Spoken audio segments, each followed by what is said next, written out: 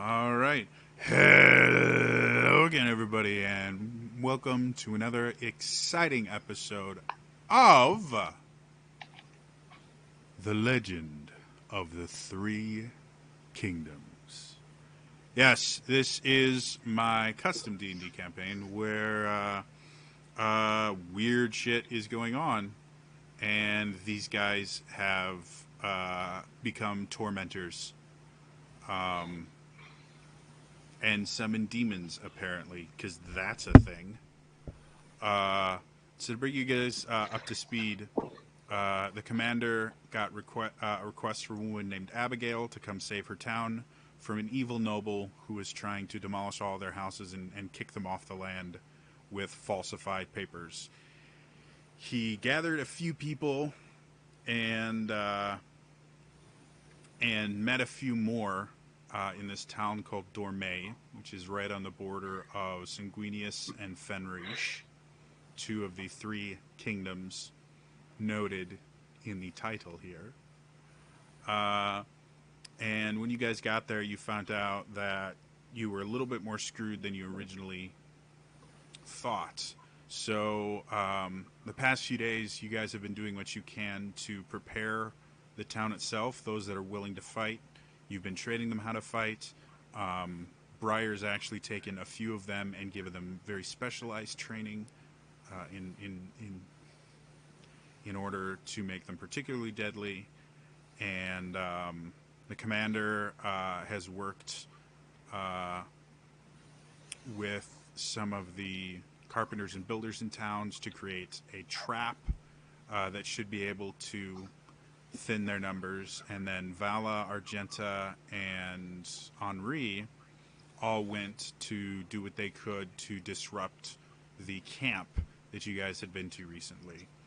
And you did so by myrtleizing and, leaving the entrails of a bunch of them all over, and then flying through the night and setting tents on fire.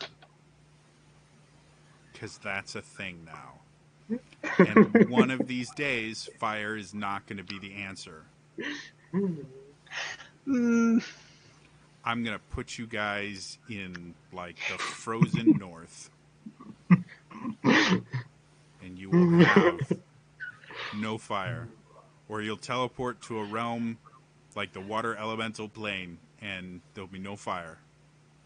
You'll be underwater the entire time. No fire.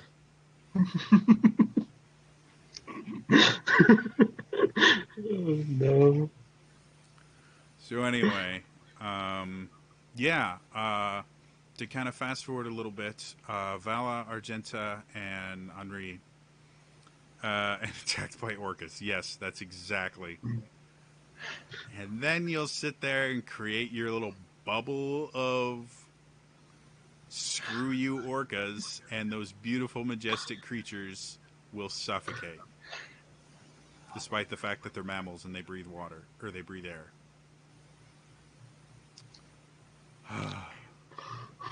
Anyway, back to... That's reference to something completely different. So, Vala, Argenta, and Henri, you guys, after getting some rest under the cover of night, you were able to make it back. And since you guys started preparing and everything like that, it's been about 4 days now. And since you guys originally got there, you're looking at roughly about a week and a half that you've been in this town, kind of setting up for stuff and dealing with everything. So that morning, you guys see Vala, Argenta, and Henri riding in the dawn, or however you guys come in. What do you guys want to do? It's early morning, you said, right? Very early, like pre-dawn. Okay. I would probably, because I don't want to wake up my roommate, just go to the shrine to the guiding beacon and just chill there for a little while until people are awake. Okay. You would hear Vala, Henri, and Argenta coming into town, while you're praying. So, because they would have traveled through the night since they were technically sleeping during the day for the last few days. And I will be singing, I believe I can fly. Vala has multiclassed into. Oh, Vala's already a bard. Never mind. Yeah, yeah. Saying Vala multiclassed into bard. No, Vala's already a bard.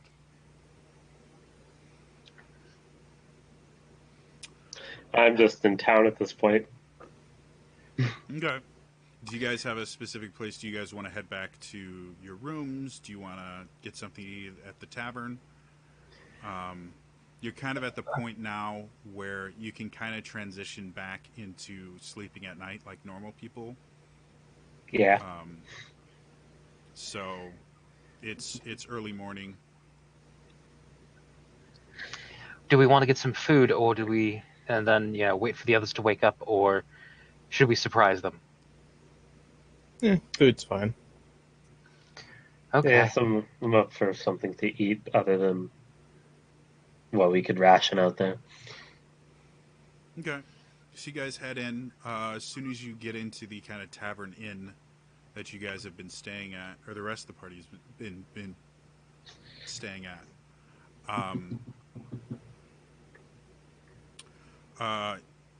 you can already smell fresh bread and eggs and things like that. Due to the fact that this is a town of farmers, a lot of people get up early. So when you guys get in there, there's actually already a fair amount of people in there that are eating and kind of preparing for their day. You also notice a lot more of them are armed than you remember when you left. Since it's crowded, I'm just gonna leave the tavern and just be outside. Okay. Do you want anything, Henri? I'm good. Okay. Just say, folks, we have returned after thinning the numbers with fire and deception. Ooh, And werewolves. You hear whispers and mutters of approval. And some random person from the crowd goes, "Tell us what happened." It was amazing. Using magics, we convinced them that there were werewolves alive. And There's werewolves around. No. We've got to deal with werewolves in this. No, that's No. not what he said. He said he made it look like there was werewolves. Shut up, Gareth. Philip, I wasn't done talking. No, trickery and illusion. They don't know that. See, I was right. And then a few small fires set in their camps. Nothing will keep soldiers awake at night like setting fire to their tents. You burned them alive? Just their tents. Many ran off. A few were slain, but many more decided to slink away in the middle of the night. It just wasn't worth a coin for them anymore. So we've thinned their numbers quite a bit now. And I see you've all been preparing as well. I see it's a fine sword you have there. I wouldn't exactly call it fine, but a pointy end is sharp enough to stick a few people for our fall. See, you already know the first rule. He goes back to his early morning drinking and food. You know, it's a lot of people are having alcoholic beverages. Argenta, I feel when in Rome, do as the Romans they say. Barkeep. What's Rome? And it's a thing people say. It's just, Yes, it's a Drowish term for a famous city. So, Brian, Lillian, you guys wake up probably like 30, 45 minutes after Vala and Argenta and Henri have come home. Henri, in the 30, 45 minutes that they're eating in that, do you have anywhere specific that you want to go, or? No, I'd just be walking around outside, looking around for possible vantage points. Go ahead and make me a perception check. Different character, new stats. Said perception. Yep. 14 total. Okay. So you're walking around, having a good time. Briar, Lillian, you guys wake up. Commander, you can already hear, like, when you left the tavern itself, a few people were already starting to come in for food and everything like that. Because again, this is a very early rising town. Now that it's been a little bit of time, you can hear the taverns bustling. You heard Vala, because her voice tends to carry. Do you want to join them? Do you want to stay at the altar of the guiding beacon? Oh, that was. Sorry, I think you got it mistaken. Like, it was me that went to the guiding beacon at the early morning. Oh, I'm sorry. Yeah, sorry about that.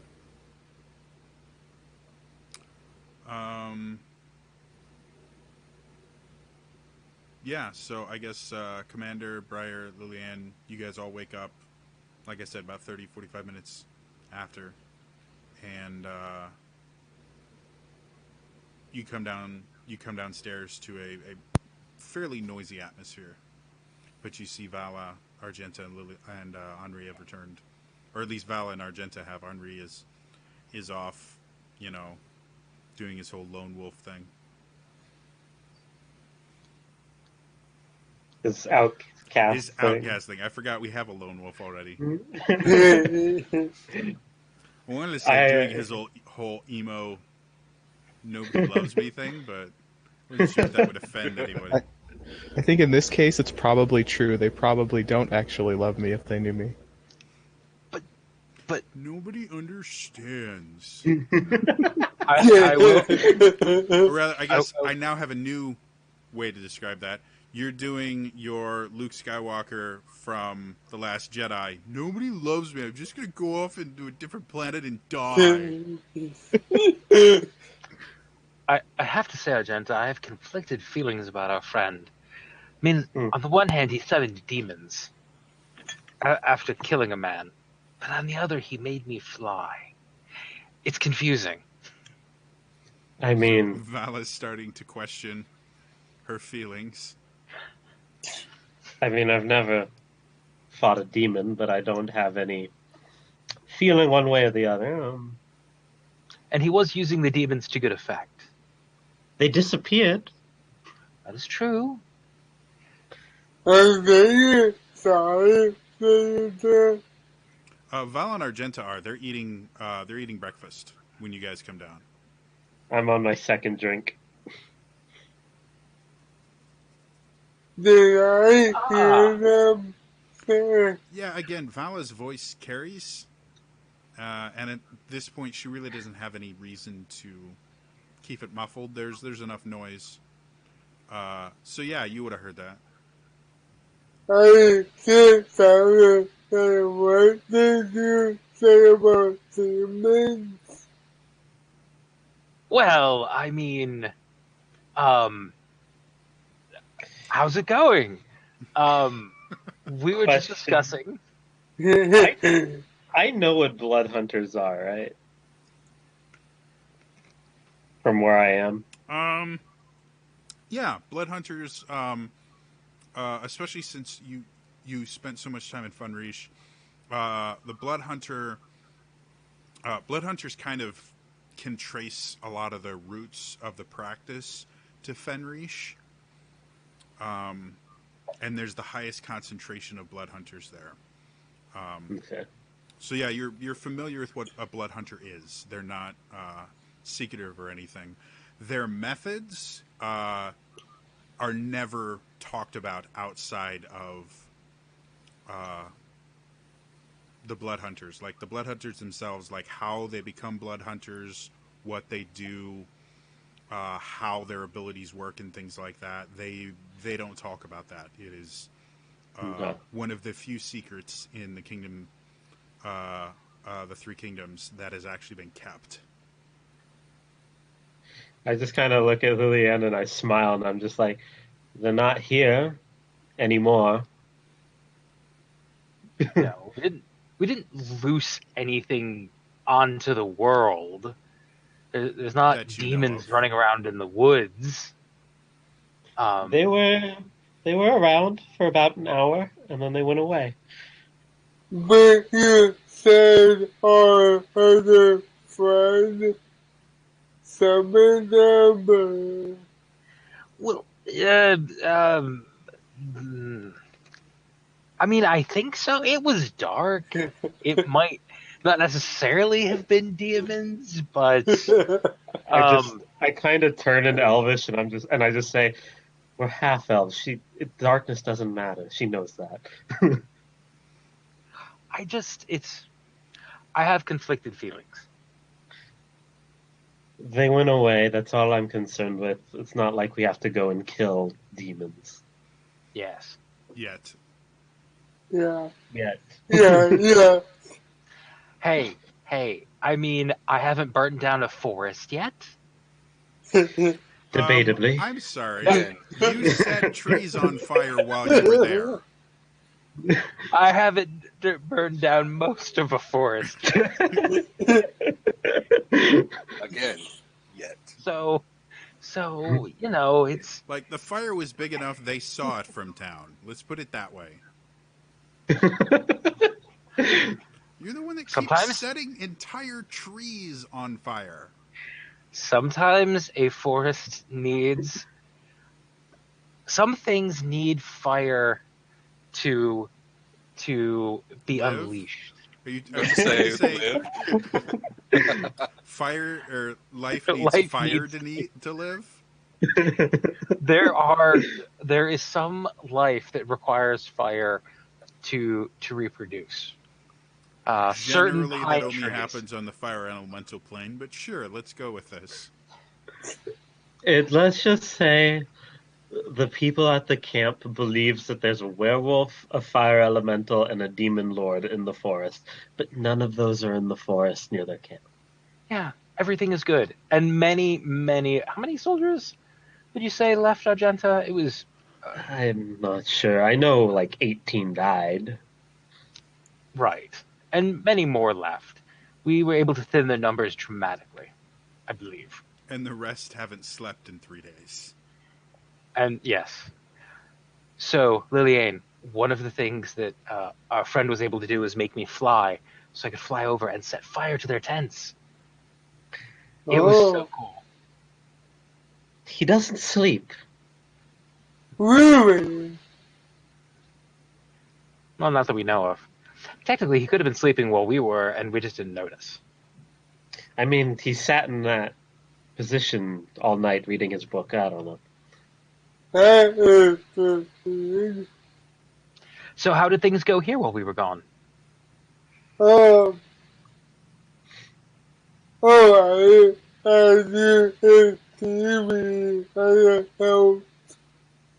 We got the pit feeling ready.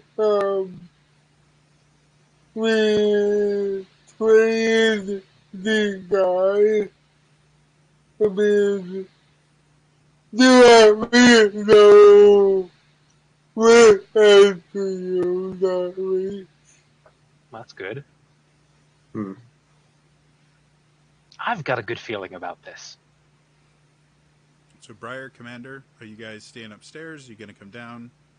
What's going on? I came downstairs and I'm just listening to everything and trying Okay. really, really, really hard not to say mean things about Henri. Okay. I wanted to try and either just make my way through the crowd or either climb out the window upstairs and try to get out just the whole center of town and get to wherever it was that the temple was. Yep. And I was wanting to see if there was a temple to the wise sage there. I believe the wise sage. I believe that was knowledge domain, correct? Mhm. Yeah, there would be an altar to the wise sage. Okay. There's no, if I remember correctly, there's no altar to the Almighty Magus, The Raging Dervish. the Raging Dervish. Yeah.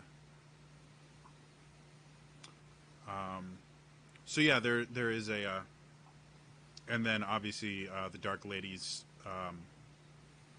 altar is over by the graveyard. Okay. I just wanted to go to the temple or the wise sage. Just the word just escaped me. I forgot the word was. Shrine? Shrine. Thank you. And leave a either a offering or I don't know. If Yeah, there's all of them. like Basically, candles for it. this temple thing is basically it's a room that's got a pulpit at the center where someone could deliver a message and seats, and along the outside there are altars to various deities, and at each one there is a couple different cups that you can put sticks of incense in and burn them as an offering. There is a bowl where you can put monetary offering, and then there are little holes where you can put candles and burn a candle there as a sign of Okay. respect. He there- would see me in there. But Sorry, I was saying you would see me in there because after a little bit of walking around, getting bored, I would have just gone to where I'm known. Okay. So you can see Henri kind of kneeling near one of these altars. They're far enough away from the benches that in order to be near them, you have to actually be there. Like you can't sit on a bench and be close enough to really interact with the altar at all. So okay, I'll just light a candle and just say kind of a quick prayer for my sister, I guess, okay. and try not to. I won't approach Henri. I just go in there, do that, and just And walk back Henri, out. you would have noticed the commander come in, light a candle. Do you leave any sort of an offering, or do you just put the candle?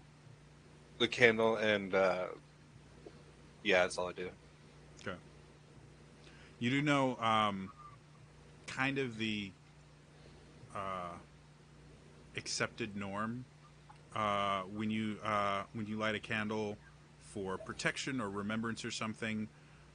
In order to kind of the candle is there and lit for a specific person, but to beseech the deity to do anything, you generally leave an offering. The only time you would light a candle for nothing is if somebody has died and they worship that person, and it's there to you're just kind of honoring their memory. And even then, there's generally you'll put something in the offering bowl. Is the accepted practice. I'm not saying you have to. That's generally how it works. Yeah. In that case, I'll leave 5 gold in the Okay. bowl. That's a lot, by the way. Okay, that's fine. Cool. So, Henri, you see the commander come in, light a candle, put a few shining coins that you can't really see from where you are in the offering bowl, and then head off. Okay. As you stay in there longer, you do see the priest that kind of works there go around, and he'll collect the offering and stuff like that to make sure nobody steals it. Tidy up the altars every so often. So I would help him if I could. Okay. He doesn't stop you. He doesn't really speak all that much. Especially since you have, this kind of air of darkness to you. He tends to avoid eye contact, but it doesn't stop you from helping. That's all I do is I just help him. Okay. So, After you're done with that, Commander, anything else that you're going to do? I'll go back to the tavern and join for breakfast, I guess. Okay. On your way back, make me a perception check. Yeah, okay.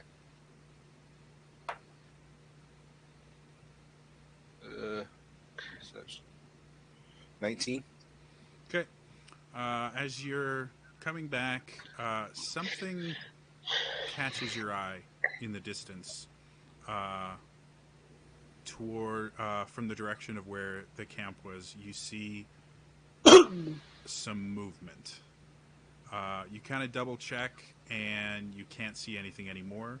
But there's forest and hills and things like that in that general direction, and what you saw was pretty far off.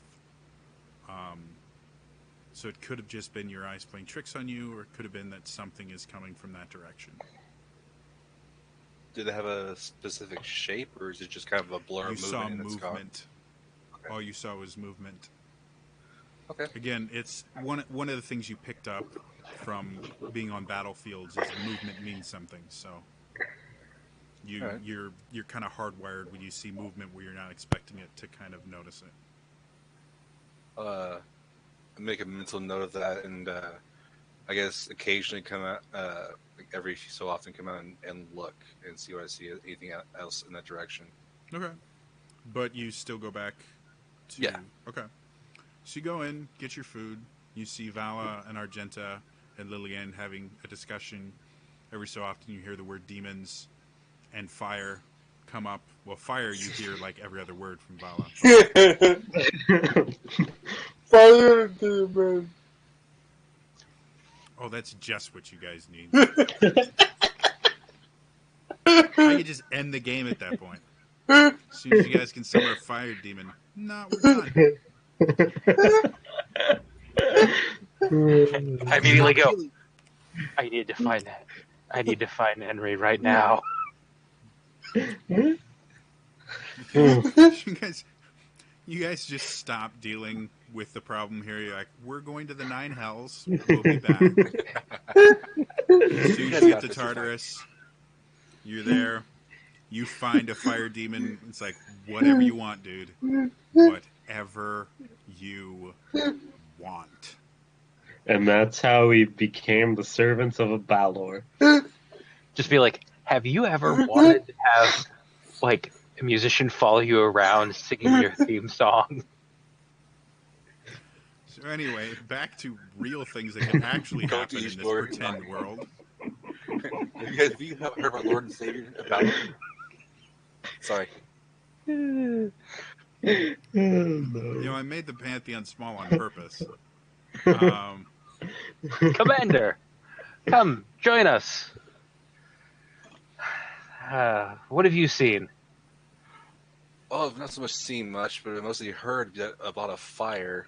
Val, you really need to work on, not burning nature so much. What do I look like? One of those hippie, lovey druid type people? I don't think so. Look, we were sent out with a mission. That mission was to make sure that those soldiers did not sleep, and to potentially scare some of them off. I got that. They have not slept. They have been scared off, and some of them were scared so much that they are not breathing anymore. How many are not breathing now? Around about 18. Yeah. It's a decent chunk. How many left before you guys came back? Couldn't count. It was dark. We see decently in the dark, but not far enough. Yeah, okay, that's fair enough. You guys have a rough guesstimate that probably close to 20, between 20 and 25 left. So you're looking at maybe 50-ish, between 50 and 60 left of the original 100 mercenaries. That's really not bad. It's really good work. See? Fire did work. And some lycanthrope illusions and other things. Other things, yes. May or may not go bump in the night. It's fine. We'll discuss it later. All right. As you guys are sitting there talking about this, you suddenly hear kind of a weird sound.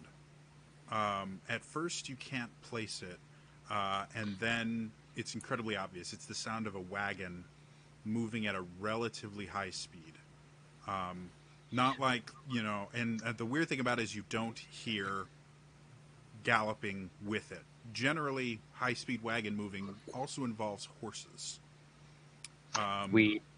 This you don't. You just hear a wagon moving at relatively high speeds outside of the tavern.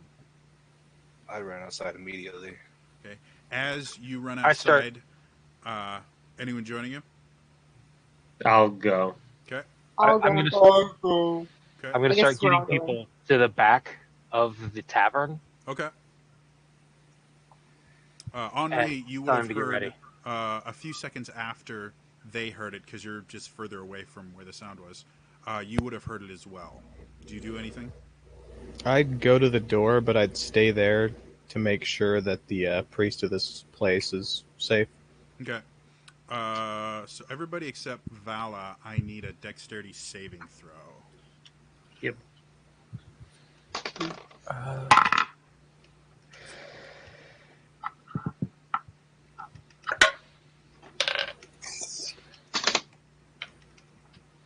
Okay.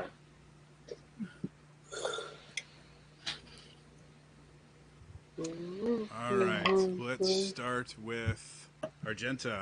What'd you get? Nat 20. Cool. It's of danger sense. Vala, you don't need to. Commander, what'd you get? 20, not natural. Not bad. Briar, what'd you get? 22. All right. Lillian, what'd you get? 3. Okay. And Henri, you didn't need to roll one. Oh, okay. Yeah, since you were just in the doorway, and we're in a building further back, you don't have to worry about as you guys come out, you see a wagon heading towards, like it's been pushed really hard by something, just heading directly towards the tavern. And as it gets close, Argenta, you immediately, before it gets close enough to do anything, you recognize exactly what's happening here. And you turn to tell everyone to dive for cover, but you're just a half second too late as the wagon, laden down with explosives and things like that, explodes, sending a shockwave of sound and fire away from it. Everyone that saved takes half of 35, which is everybody but Lillian, because you all got 20s. Lillian, you take 35 fire and thunder damage. Oh. As this thing explodes and actually takes blows a hole in the wall of the tavern. Vala, because you had been pushing people away from trying to get them kind of towards the back, no one was actually hurt in the explosion. And when your ears all stop ringing and everything, you guys look up and see Mordecai standing at one end of the town with a rather wicked-looking curved sword drawn and kind of lazily draped down his side. His other arm almost looks dislocated. It's hanging at such an odd angle. And he's standing there going, "You horrible bastards! Did you think nothing was going to happen because of what you did?" This accent is just all over Europe right now. Trying to get it back to the faux Russian I had it in. Did you think that nothing would happen? That we would not figure out who it was?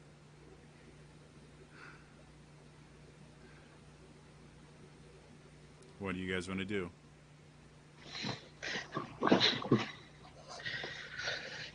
I look around to see if there's like the mercenaries, if they're in position or something. You see Mordecai, and that's it.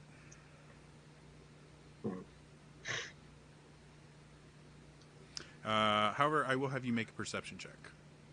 Okay.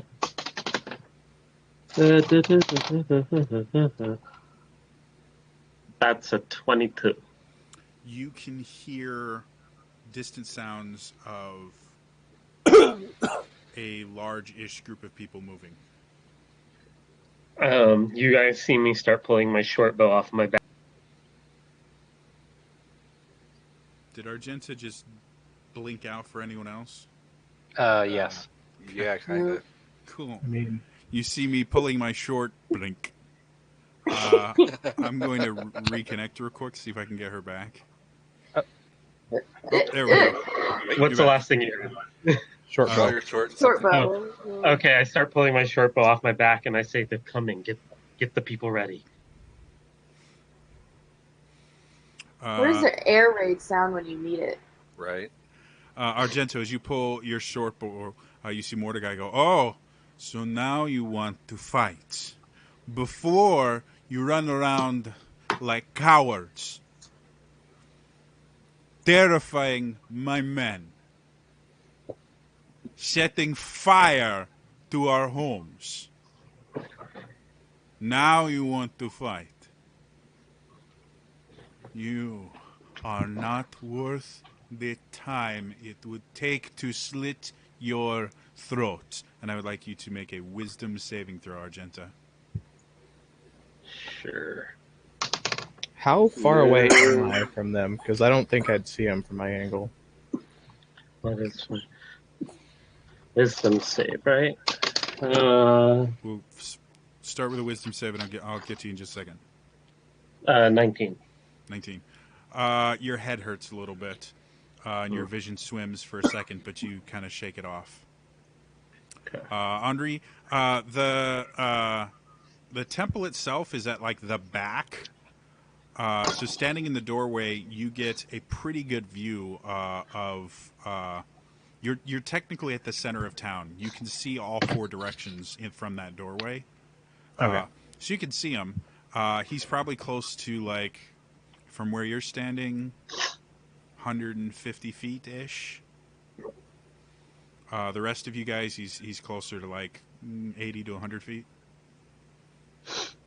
I'd just be looking around to see if anyone's trying to come from behind the group since they're all focused on him.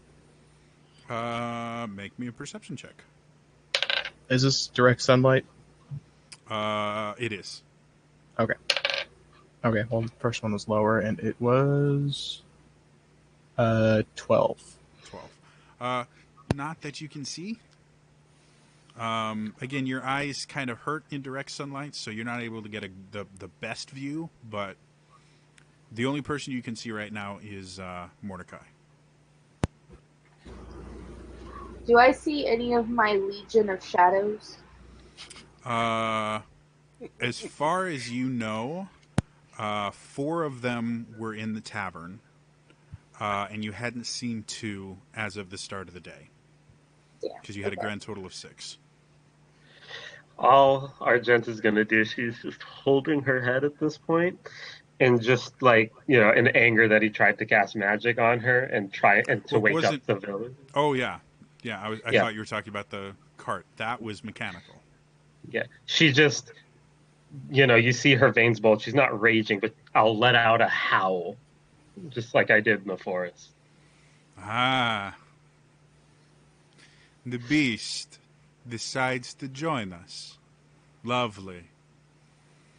Perhaps one day your outside will reflect the truly demented, moronic beast on the inside.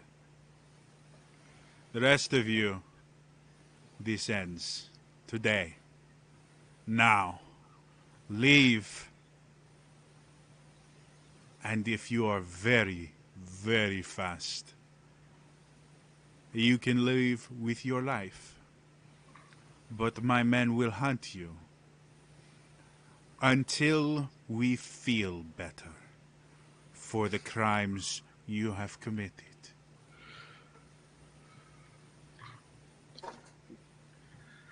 Hearing the howl, I will come out from the tavern and join them. So you can see Mordecai. Make me a perception check.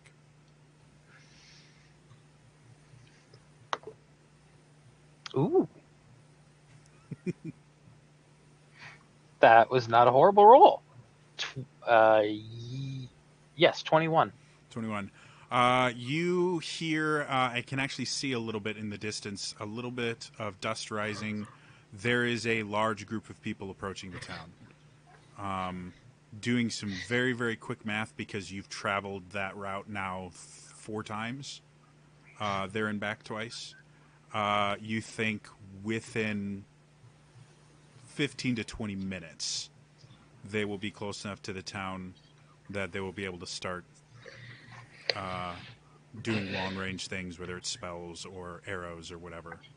I kind of start pushing Commander Lillian and Preacher at this point. I'm just like, I told you, get your people. Hey, is it Mordecai, is it? You know my name, you bastard. Do you know my name? Of course, it is bastard. No. If you would prefer, I can come up with more colorful names. No, see, it's the vigilante, and I think it's time you were brought to justice. And I cast Eldritch Blast at him. Okay. Go ahead and make your attack roll.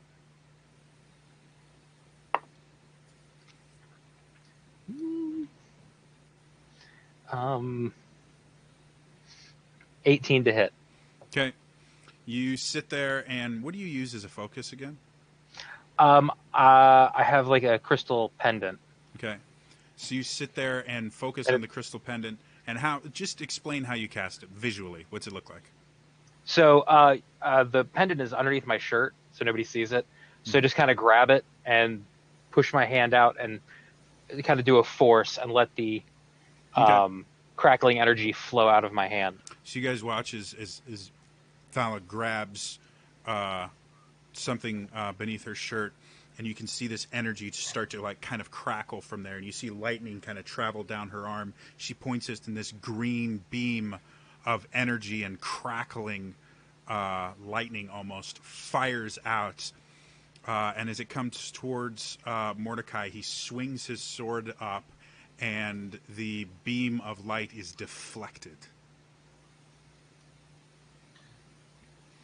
Do you think such pointless tricks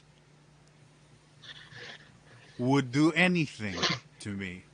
By the way, you are level 5. Eldritch Breath fires twice. Okay. So even though I'm level 5 in 2 different classes. Cantrips level. Cantrips level with your overall level. Excellent. I didn't want to hope. No, it would really, really discourage multi-classing spellcasters. Okay. So yes, it would be they're already limited in what they can learn. So make another attack roll.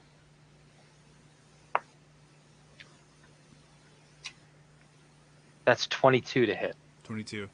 And as the second bolt, Val, you see the first one go, and he just bats it away with his sword. You fire a second one, and his sword comes down and slices this bolt of energy in half.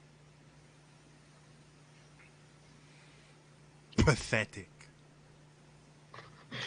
To I would like to, that you would even try something on someone as powerful as me. I would like to use vicious mockery on him. Hold on. That was an action. Yes. The rest of you guys, do you have anything you want to do after watching Vala sit there and shoot, and you're technically too far for Vicious Mockery to affect? Because it only has a range of 60 feet. That's correct. How far is he? He's 80 feet, so Okay. he's just 20 feet outside. I'll I pull just Fury kind- out and take shots. Okay, so Commander, you go ahead and make your attack rolls. I'm gonna do the first one. I'm gonna do burn pointed grit, so I get advantage on it. Go for it. This is the first time I think you have Mhm. had the chance to do this in this campaign. Yep. This is exciting. Grit. Let's see. That's a 20. As the Not bullet natural. goes streaking towards him, he brings his sword up again, slices the bullet in half. That's not annoying at all. No, and he spits. Second shot. Do the same thing again. Bring another grit. Okay.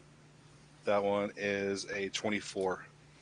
So this one, as the bullet streaks towards him, he brings the sword up to cut it again, and just barely misses it this time as it impacts him. Go ahead and roll damage. What is that? Ooh. And it's a D10 plus Dex, right? Yes, Okay. you are correct. So that's a 13. 13.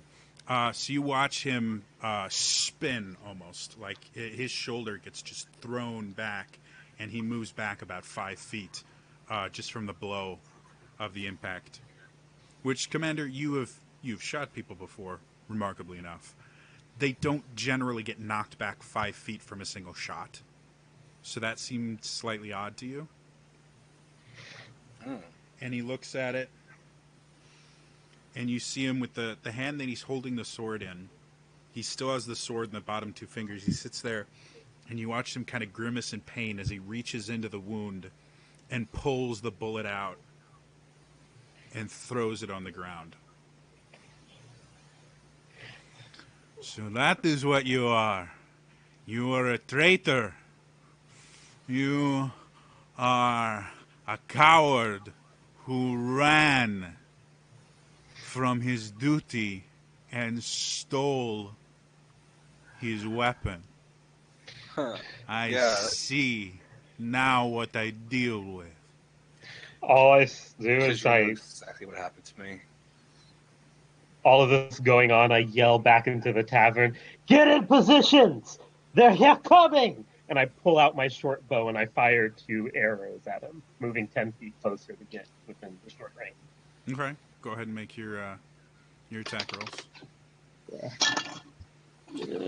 Miss and 24 to hit. So again, the first one, he cuts the arrow out of the air. The second one, the arrow sticks in to his shoulder. For 7 points of piercing. And again, he steps back another 5 feet as he gets hit by this. Takes the arrow, snaps off the shaft, and takes a dagger out of his belt using the other hand, cuts a little bit around the wound, and you watch him sit there and pull the arrowhead out and throw it on the ground. You waste of everything. If my men were here, you would have been dead. Days ago, I treated you with honor, with dignity. You skulk in the shadows, summon demons, speak lies and falsehoods.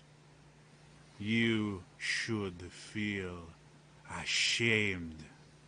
You are the worst kind of people imaginable.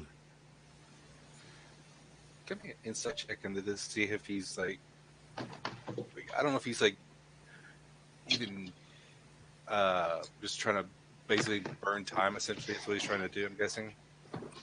Sure. Make an insight check.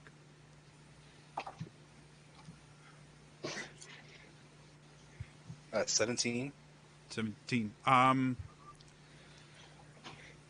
He doesn't seem to be, from what you can tell, you met him once. Mm-hmm.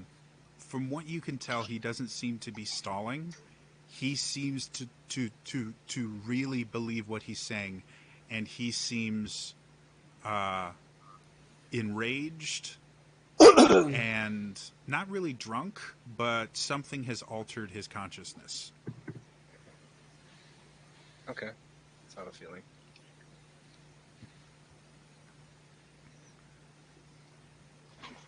Are the people in the tavern like getting mobilized now?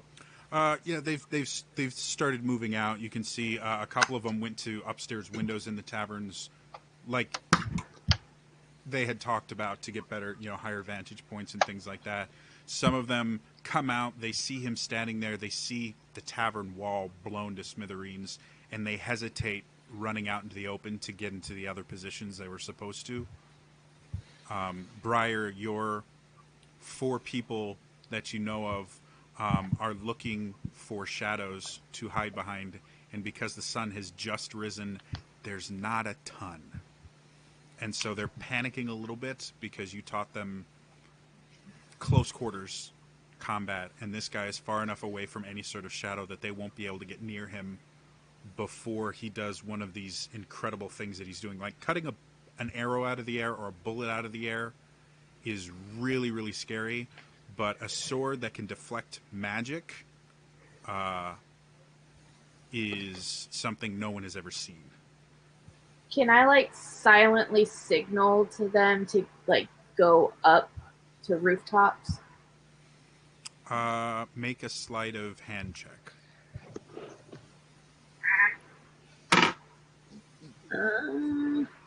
19. You roughly convey a message. You tried to teach them some of the basics of. Are you a rogue or? Yeah. Okay, so you know thieves' cant. You try to teach them some very, very basic thieves' cant when you were training them, and so you very subtly are able to get them the message. You're not 100% sure they got it, but they do disappear up the stairs in the back. Sweet. Again, 3 days isn't really long enough to teach thieves' cant. It's a remarkably complicated series of hand signals and double meanings, and it's confusing as hell. It's the reason that only rogues know it. After I signal them, I'm going to go ahead and try to slink back into the doorway and cast invisibility on myself. Okay. So you're able to succeed in that. I believe Henri and Lillian are the only 2 that have not done something this quote-unquote turn. I would just be looking around because I'm really focused on protecting this priest. Okay. So if you want, you can make another perception check as your action. Yeah. Probably going to be terrible with disadvantage. Oh, wow, okay, so 13 plus 17 total. So the hairs on the back of your neck kind of start standing up, and your understanding of magic, something big is about to happen. You're not sure what, but there's something very bizarre going on right now. And it's magically, it's somehow related to magic. And it was a 17, right? Yeah. Yeah, and you would also see, you can now see the outline of people moving faster than they should be able to towards the town. And it's a large group of people. Probably the entirety of the rest of the camp, and maybe a few more since you guys were there before. It looks bigger than the group that you left before, so it's possible they picked up a few more members. I'll kind of back up in the door so I can still see, but so I'm not standing out and they kind of see it like just a person standing in the doorway. So I'm back in the door a little bit. Makes sense. Lillian?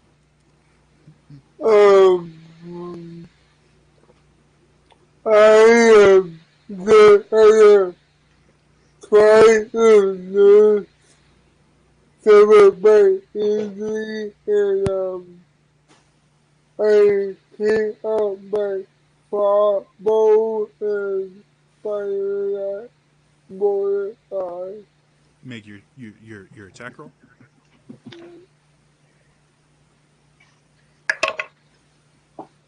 Pretty sweet. Okay.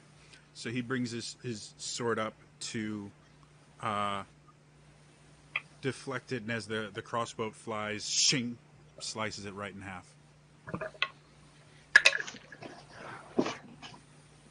And that would be 7. With a crossbow, unless you have the crossbow expertise feat, you can only fire it once per round.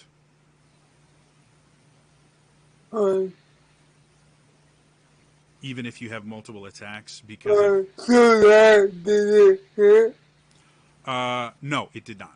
Uh, He cut it out of the air. I go back and try and use my injury somehow. Okay. So you're burnt and charred and trying to Yeah. keep all the flesh from falling off your Mhm. frame. At this point, you guys can all feel kind of something happening in the air, and you see this large group of people coming towards you. However, with Valraven's quick response, people have been able to get into as much of a position as possible. So we're going to do something kind of different right now. The people have moved unnaturally quick. What should have taken them 15 minutes took them less than a minute to travel. Yep. And now they are probably about 60 to 70 feet behind Mordecai. They have weapons drawn. Some of them have magical foci drawn to cast spells with. They're approaching a pit. Yeah, what I was going to say is basically half your troops are exactly where they're supposed to be. The person that built the pit that has, he is at the controls, so whenever you guys want, he can activate that. And you also have your archers that you trained, your melee that you trained, your rogues that you trained, and then you guys yourselves. So what I'm going to have you guys do is go ahead and roll for initiative for me. Okay.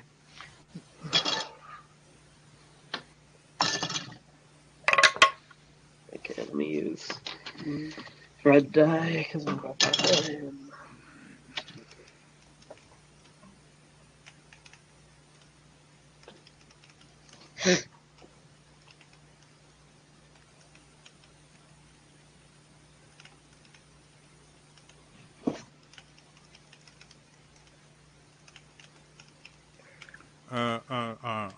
All right. Argenta, what do you got? 22. Vala? 14. Commander? 18. Henri? 10. Briar? 20. Lillian? 16. And they're going to use 1.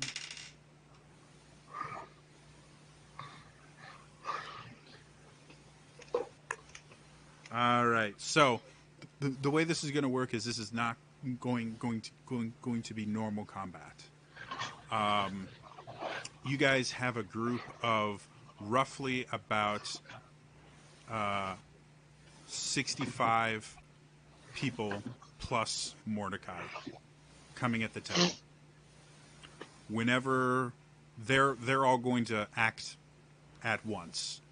Whenever they act, not only are they going to be attempting to attack you, they're going to be attempting to kill civilians and destroy buildings.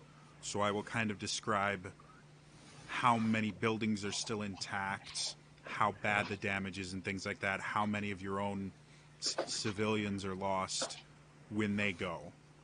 On your turn, you can act as normal, do whatever magic or anything like that that you feel is most effective. You can try to use one of your 4 resources, or 3, which is the archers, the melee, and the rogues. The only caveat is they need at least a turn in between them acting. So if it went like Vala and then Briar, you both couldn't have the rogues do something. Briar would have to wait and either use something else or that. So you can use any one of those 3 people, command them to try and do something.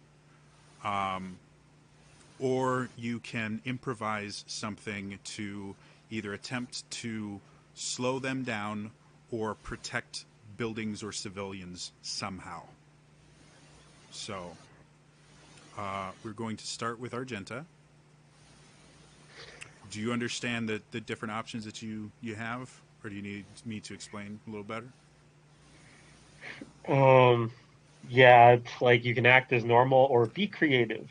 Yeah, the basics of it are, the point of this is not to kill all the bad guys. The point of this is you don't want all the civilians to die.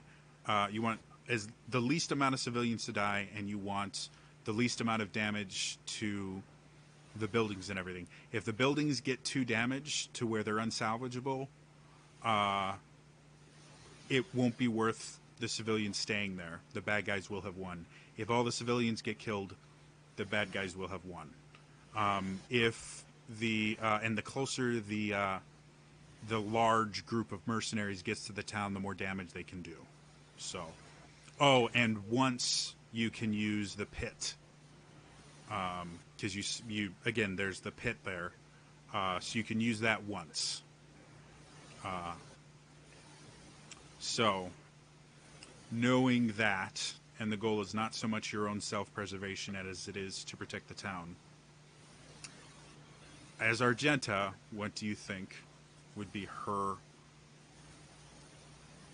belief of the best course of action here? And something about Mordecai, he is more than meets the eye. It has become obvious to you guys now. How big are like the gates to the village, or is it just like open? It's a road, and it's probably 30, 35 feet between buildings. It's a big open area. There's not really gates, but to get into the town, they have to go past buildings and stuff, and the road itself is like 30, 35 feet. Maybe 40. Yeah, I like round numbers, 40.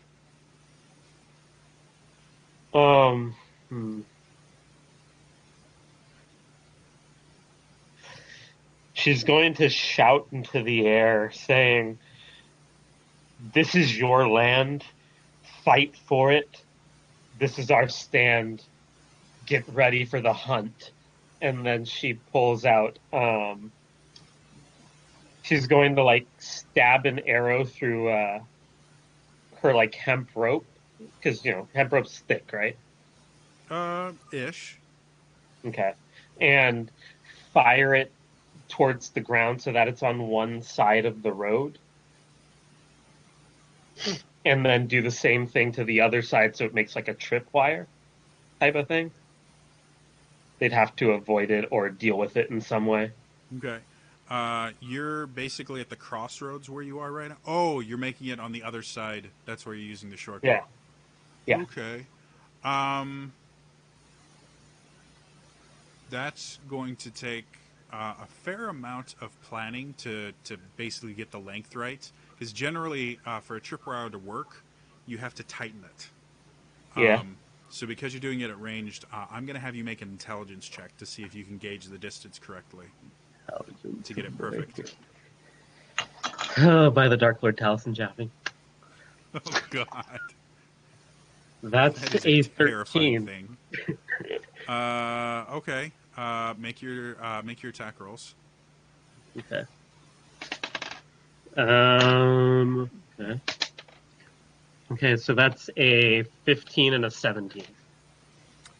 So you don't have any problems hitting the sides of the general store, which is the closest building to where these guys are, and then a mill is on the other side. You have no problem hitting them. However, you kind of misjudge the length of the rope that you need between them, and it actually it sticks to both sides, but the rope just kind of lazily lays on the ground. It was a little bit too long Okay. for an actual tripwire. No, somebody could just, because they're like running like mad dogs, they could trip.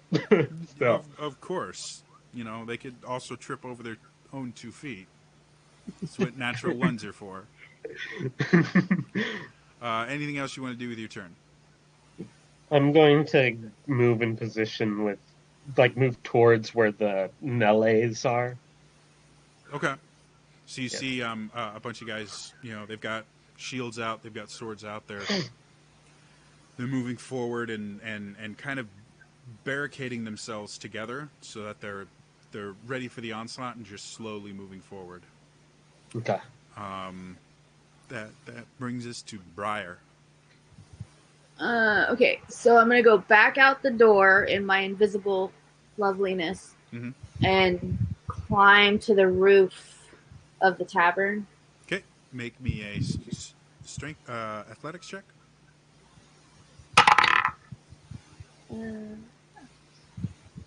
Athletics. 16? Yeah, no problem. Scurry up there.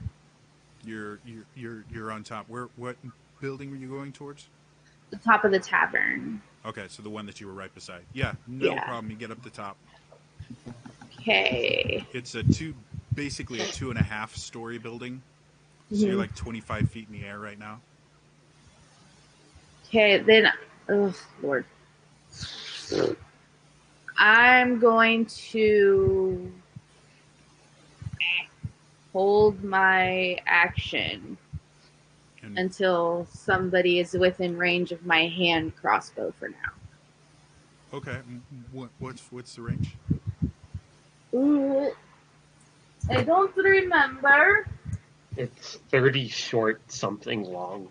Okay, so should be waiting until they get pretty damn close. Yeah, for now, because I don't have any other ideas. Okay. Yeah, 30 short, 120 long. All right, So I'm going for the long range-ish. okay. Well, technically, Mordecai and the front line of the bad guys are within. What was the long? 120. 120? Yeah, both of them are within 120. Okay, I'll wait until they're like 90 then. Within 90. Okay.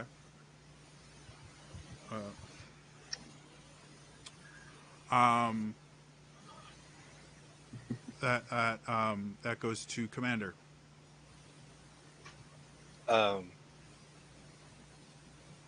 So you saying that we make our own attacks like normal, and then we can also tell our groups what to do, right? You can choose to use one of the groups to do something. Generally, they're going to be able to affect more people unless you're casting a fireball or something. But you also run the risk of them dying, or you can use your own action just like you would in regular combat. So you get an either or. You can command them to do something, or you can do something yourself. With you being the commander, I would probably give you bonuses that the others wouldn't get because it's kind of your thing. Yeah. From what I can see, how many are over the trap right now? Perception check, please.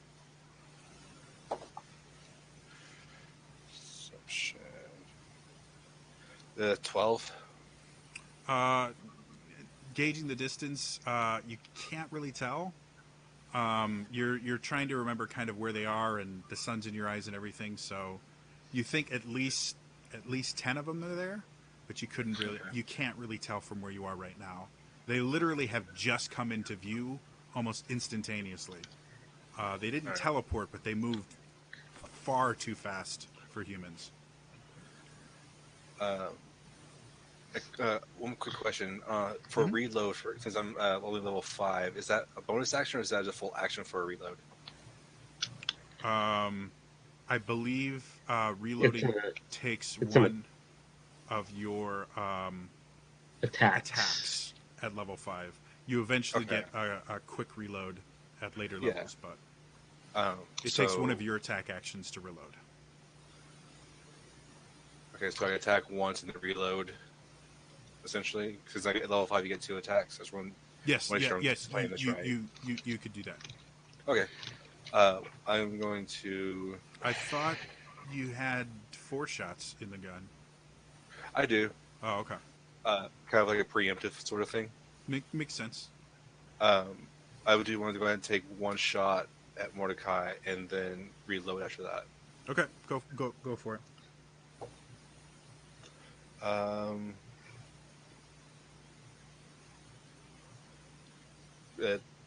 Math 23.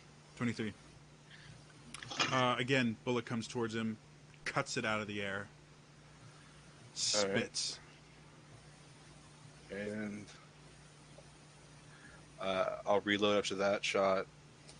And I guess if there's nothing else I can do, I'll just leave it. I'll stay there. Okay. It's the bad guys. The bad guys move forward. The ones with bows and arrows set their arrows on fire and fire off rounds at the 2 closest buildings, trying to set them ablaze.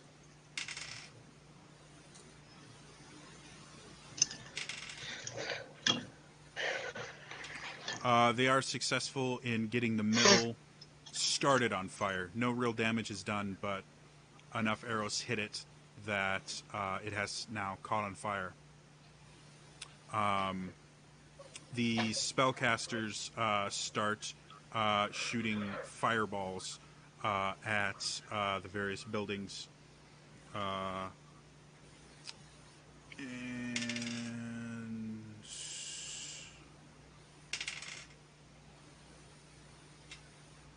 As they sit there and start just lobbing these, these explosive fireballs in the direction of these buildings, you start seeing townspeople that have slowly been getting into position, holding up pieces of sheet metal and things like that to kind of brace against the attack, or just really thick pieces of stone or anything, whatever they could find to kind of brace against the attack, and they're able to kind of deflect most of the force away from the buildings, and it seems that the buildings are not significantly more damaged than they were before.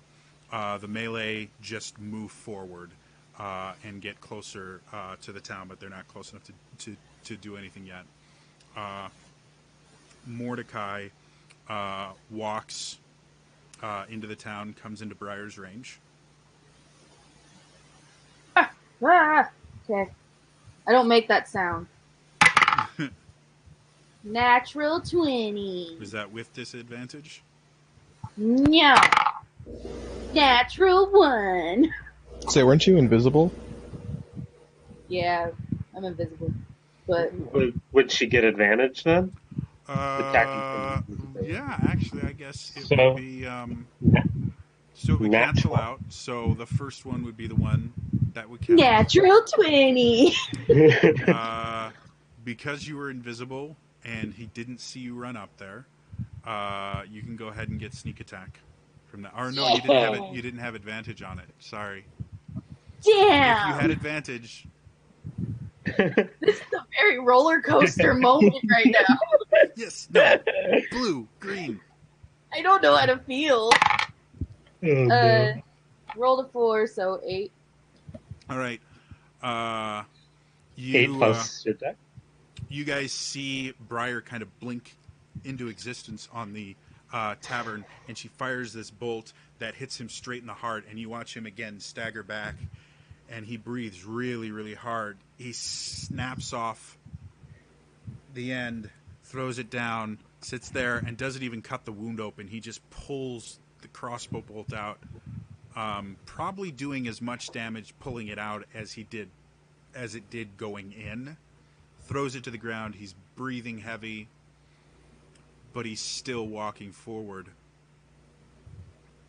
And he takes his sword, and moving faster and more agile than you've seen him move thus far, he does this spin, and then he swings the blade, and this wave of fire is unleashed from it that heads towards the tavern, because he's close enough to hit that right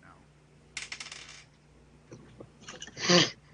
And it engulfs the tavern. It's already been damaged by the exploding cart that came in. The tavern is now on fire. The fire hasn't been burning long enough to do significant damage to it, but it's already been exploded by a cart. The tavern's not looking great. Hmm. And you do know there are people still in there. So,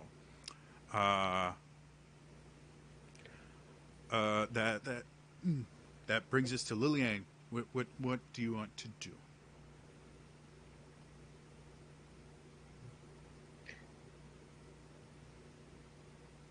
You're muted. That I hear of you. I'll have the ocean, move to a, half of them. At this moment, you have half the archers are in the upper levels of the tavern, and the other half have gotten into various places around town. So only half are actually in the tavern right now. Oh.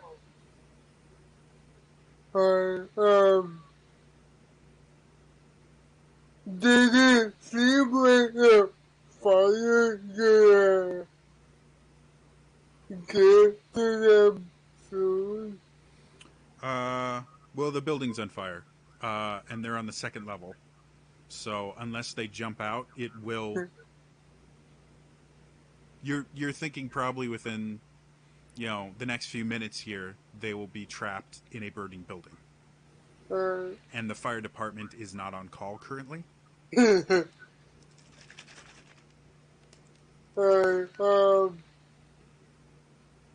I have to get out of the tavern and find another building? To get into? Sure. How? You'd have to tell me how you're going to try and put the fire out.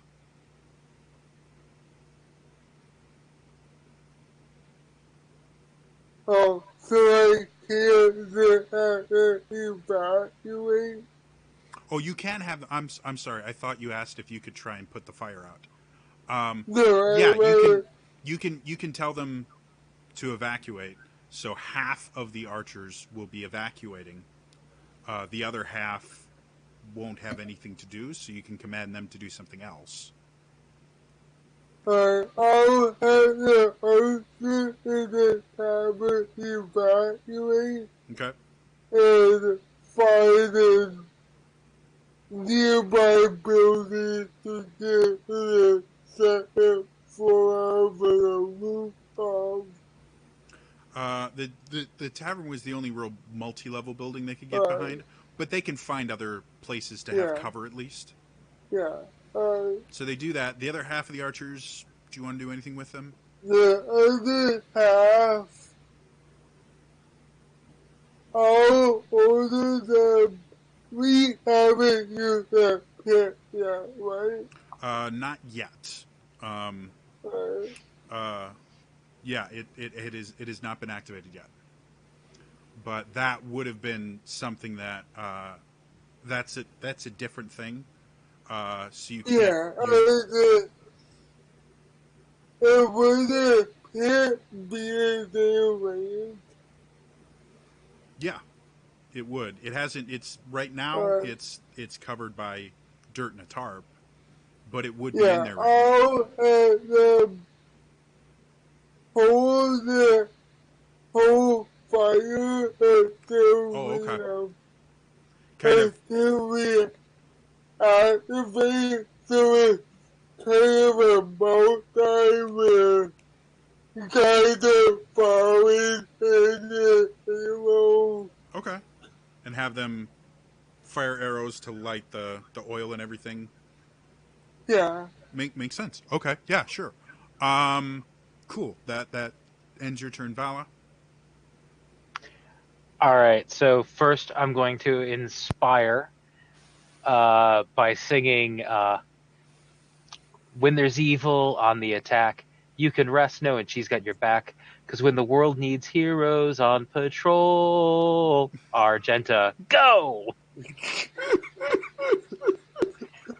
Argenta, you feel a little bit cheesy and inspired. And then you're I turn. starting to look around for your monkey sidekick because all 80s, cartoon shows had a monkey sidekick. So, And then I turn to Mordecai. He's kind of out in the open, correct? And yeah, he How- seems to not really care. He has but not I mean- done anything defensive other than cutting things in half that he shouldn't be able to do that. but there's not a lot around him. In his No, immediate he's in vicinity. the middle of the road. Excellent. How far away from me is he? Let's say 80 feet. Okay. Well, in that case, I'll move my full movement 30 feet towards him and be like, "Hey, dickhole, fire's my thing," and I'm going to create a bonfire on him. I do know the create bonfire cannot be used to attack. I believe the cantrip specifically says you can't create the bonfire in like a player's space or anything like that.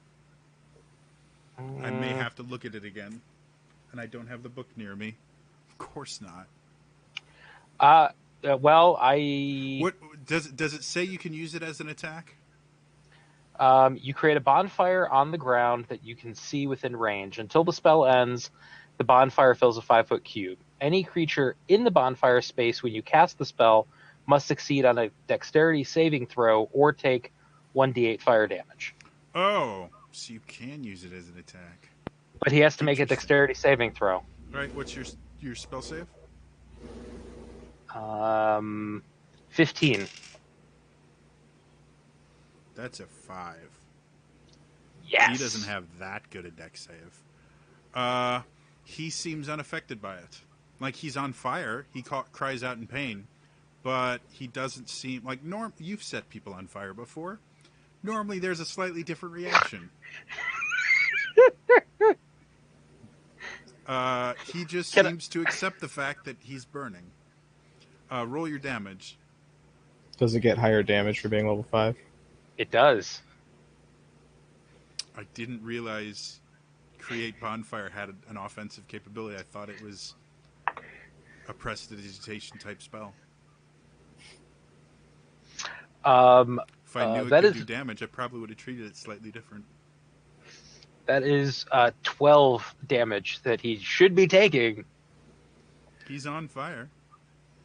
Can I kind of like look around to see if like this is some type of an illusion? He looks like he's really on fire. And it's not that it's not that he's not, like, you can see pain in his eyes. He's just not freaking out like most people do when they're on fire. Like, as he should be? Yes. He's just kind of accepted the fact that his life now involves him being on fire. This is fine. Is that concentration or anything like that, or? It is concentration. Okay, it's a concentration cantrip? Or is it a spell? Yes. It is a concentration Cantrip. cantrip. That is so weird. I gotta read that again. Apparently, it can be found in the Elemental Evil Player's Companion. Yeah, I've got that. I've got it on my computer somewhere. I'm just too lazy to find it. And I believe it's in the back of the Elemental Evil, the Princes of the Apocalypse book hardcover that I have. Yeah. So, which is there. It just, this chair is really big and heavy. So yeah, you set him on fire. He doesn't seem nearly as displaced as he should. I will sulk a little bit. Henri, you are up. Okay, 2 questions. Sure. Do any of these individuals look familiar from our late night escapades? Like some we've murdered? Yes. Would The I know if majority of the mercenary groups are the same ones that you were terrorizing before. There's only a few new faces. Would I know that this has been influenced via vampire? With how weirdly they're moving. They are not moving weirdly. It's just okay. It's just Mordecai. Okay. And with your background, you've never. You know that generally, vampire control isn't a domination as much as it is a manipulation of thought and feeling. They don't technically take direct control. They trick you into thinking that, you know, the vampire is your closest friend and deserves to be protected and things like that. They still react normally to pain and things like that. And if the vampire does anything that would physically hurt them, it can actually break the control. So, no, what's happening to Mordecai is not something you've seen a vampire do before. Okay. Or not something you're aware vampires can do. Yeah. You said I was about 150 feet out last time? Yeah, Mordecai has moved much closer since then. How far away am I from the people throwing the fireballs? That is going to still be about 150. They're where Mordecai used to be. Do I know how many were throwing fireballs? Was it just 2, or were there more? Let's say it's a pretty. You got 10, 20, and 30. So 10 magic users, 20 ranged, 30 melee. Okay. So I guess I'll move 30 feet using the back of the buildings as cover, and since I'm not 60 feet away, I guess I will just... I guess I'll just focus fire one of the fireball users with Eldritch Blast. I believe that's 120. Okay. If I'm within 120, that is, of that guy. Yeah, you can do that. You have 2 shots. Because again, you're level 5. Yeah. So assuming I have disadvantage. Again, no, you. Oh yeah, because it's in direct light, and there's fire everywhere as well. Yeah, you would have disadvantage. We're treating that group, those groups, not as individual people, but as groups of people. Okay. So making attack rolls against the group instead of like Okay. an individual in them. Okay. So I'm just going to focus on the casters. Casters, go for it. Oh, come on. Natural 20, but it's good. Disadvantage. Okay, at least it wasn't a natural 1. So the first one is 18 to hit. Go ahead and roll both your attacks. Tell me how much damage you do. And that will affect how many you kill. You may kill more than 2, despite the fact that you only have 2 bolts. Again, we're basing it off the... If you've ever... what is it? The Advanced Wars games, where as your troops got lower and lower hit points, there was less and less of them. Same basic principle. Each group I'm kind of treating as one large thing of hit points. The more hit points you do, the more people fall. So 17 total force damage. Okay, and what were the two rolls? A 7 and a 10. So neither of those would hit. No, that was the damage. Oh, The no, I'm sorry. What were the the attack rolls. Yeah. First one was an 18. The second one, 17. So okay, both of those would hit. And then it'd be 17 total. Okay, cool. So as you sit there and visually, what do you do to cast this? Like, what is your focus that you use? It would be the holy symbol necklace that I have. Okay. It's underneath the robe. Okay, and do you fire it from that? Do you point it like? Describe this cinematically for me. Basically like finger guns, but not like that cheesy. Just Okay. like shooting on my fingers. So you sit there and you kind of just point your finger out, and your hands are generally covered by your robes and things like that. So you kind of kick back the robe a little bit to point a finger out that's relatively pale from the fact that you don't get a ton of sunlight, or pale for what you are. And from it, this beam of energy just shoots forward, and you kind of drag it across them, and then do it a second time. And after you're done, you see 3 have kind of been hit and have hit the ground and are not getting back up. Okay. And nothing's within range of my bonus action, so that's my turn. All right. That brings us back to the top of the order. Argenta, you are cheesily inspired. Yes, I am going to look out and try and see how many are over the pit that was shown to me. Make me a perception check. That perception check is an 18. You think a good 25, 30 people-ish. It's Okay, at I look capacity, let's call it that. Okay. I'll look over at the man who's at the lever looking at all of us, and I'm just like, pull it! Okay. Remarkably enough, does not take a whole lot of persuasion on your part to tell him to do that. You guys watch as 20 of the melee and 10 of the archers just vanish from view.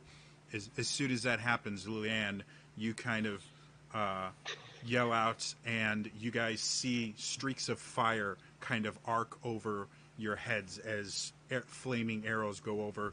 And Lilianne, go ahead and make me 3 attack rolls. Add plus 6 to them. Add plus 6 to them.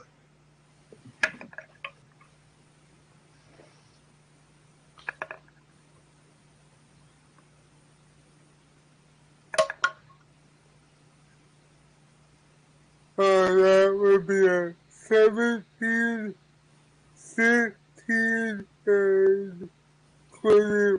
All right. So you see a hail of arrows fly over you, that the ends are lit, and then they disappear where these people disappeared, and then you hear this rumbling as fire just erupts from the area that they just hit, and you can hear screaming and wailing, and you can smell the smell of burning flesh. By the way, I think Henri, you would probably be the closest. Make a perception check for me. It's muted. I'm assuming they're still in direct sunlight. This is not a vision perception check. Okay. This is a smell check. 23. You notice something weird. You smell the smell of burning flesh, which you smelled before. It's not the most pleasant thing. It has kind of an acrid odor to it, as well as smelling like cooked meats. So it's a very bizarre, kind of sickly sweet smell. But you also smell something rotten. Oh, okay. Alrighty. And between running over to the archers and now I'm pulling out like my hand axe and flail, which hasn't seen combat yet. No, because that's a heavy weapon. So hand axe and dagger right now. Okay. I'm going like full offense. All right. Is that the end of your turn then? Yeah, I'm just moving. Okay. I'm just moving with the melees, essentially. Makes sense. That brings us to Briar. All right. You are visible. Yeah. Is there a way I can climb down from the roof and into a window of the tavern? It would be difficult, and you're going to risk burning yourself. But yes. Yeah, I'm gonna take the risk. All right. It'll be an acrobatics check.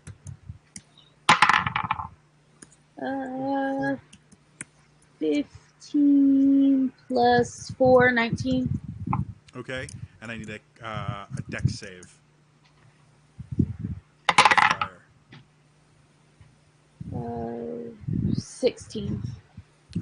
So you are able to crash in one of the windows.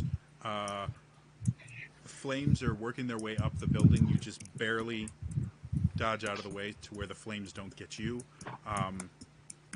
Inside the building is full of smoke. I need a Constitution save.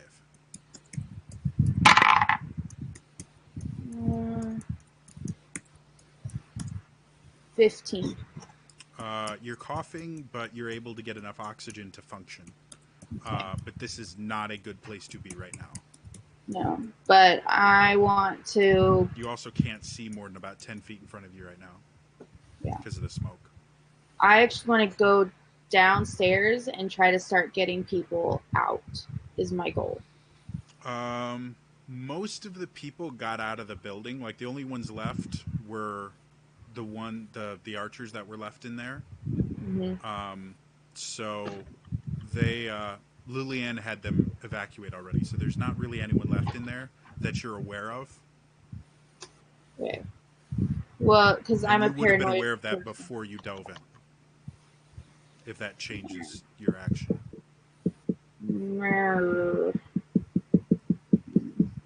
No. I want to make double sure. Okay. Make me a perception check with disadvantage.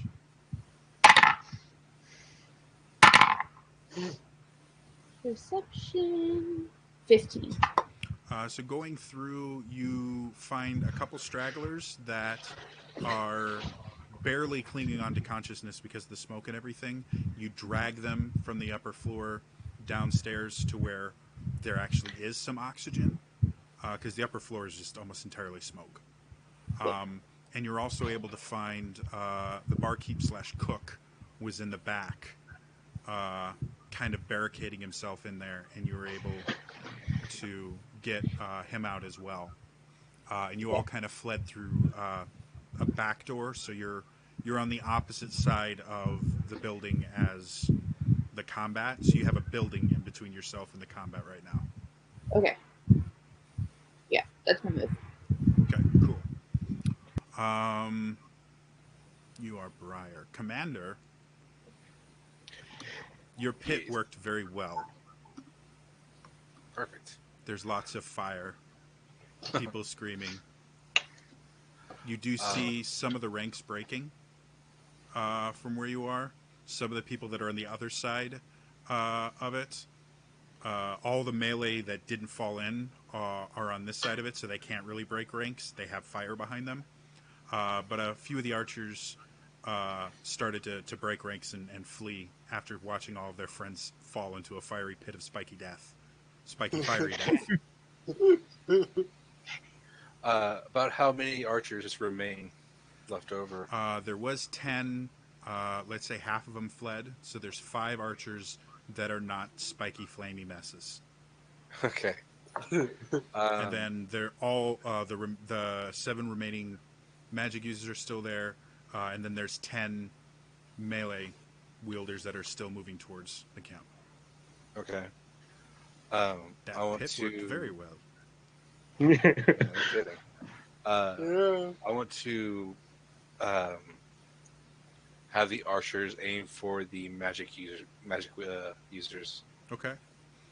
Because of the fire and smoke, they're going to have because they're behind the fire and smoke, they're going to have difficulty hitting. So I'd like you to make 3 attack rolls with disadvantage, and add +8 to them from your commanding abilities.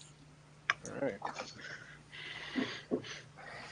Well, first one, it's a 6 + 8 is 14. Okay. Second one is actually it's 11 + 8, so it's 19. Okay. The third is a natural 2, so it's a 10. Okay. The third one misses completely. The second one, I'd like you to roll 1d8 +4, and then the first one you'll roll 2d8 +8. Whoa! All right. So for the first one, it's 2, 4, so that's 8 + 8 is 16. Okay. And the second one was just 1d8. +4. Another 4, so that's 8 total. So it's the grand total is 24. Yes. 5 more fall. So there are 2 spellcasters left. As you sit there and you kind of command them and kind of mention, different things about, gauge for the wind and use the smoke to be able to tell the direction of the wind and everything. You're giving them little tips and things like that, and you watch as 5 more mages fall with arrows protruding from their body, and there's only 2 left who do not look remarkably pleased to be there and start to panic and run away. Okay. Anything else I can do? Or... That was your turn. Okay, cool. That's all I'm going to do. It's bad guys. The melee people get in. They have torches that they start just throwing at buildings to try and set them on fire. None of them can get close enough to do anything to you guys right now, so they're just trying to set buildings on fire.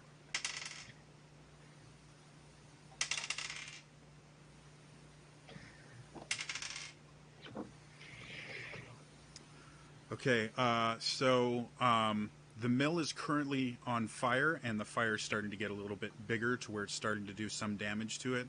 The tavern is on fire enough that it is taking significant damage at this point, and they light the general store on fire to where, again, it's on fire. It hasn't taken significant enough damage that it's irreparable, but it's on fire now. The 5 remaining archers are actually going to target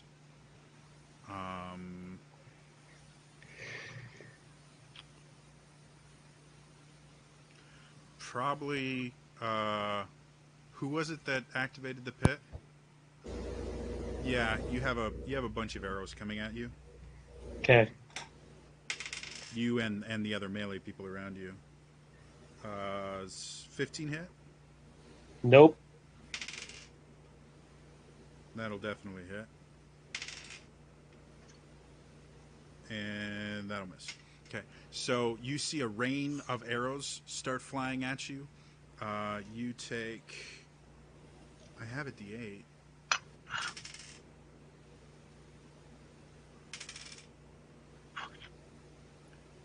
You take 18 piercing damage as 2 of them pierce you. Okay. And you watch as one of the melee fighters with a shield falls down, and a few more have arrows hit them, but they kind of fight through the pain and keep moving forward.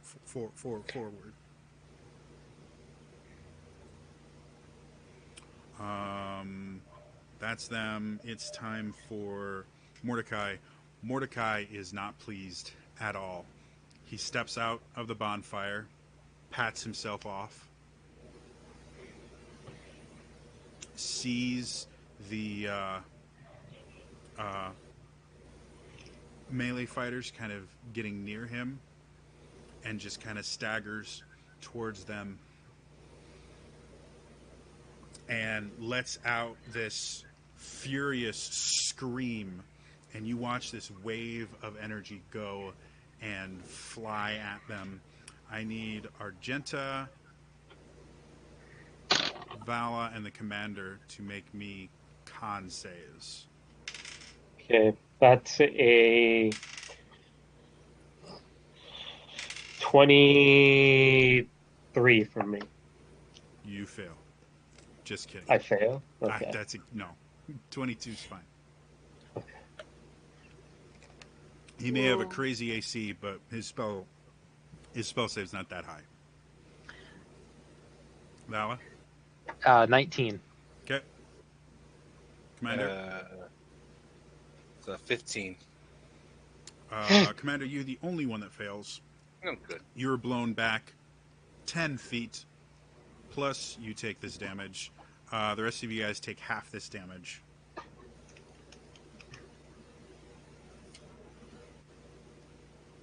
And he'd totally do this.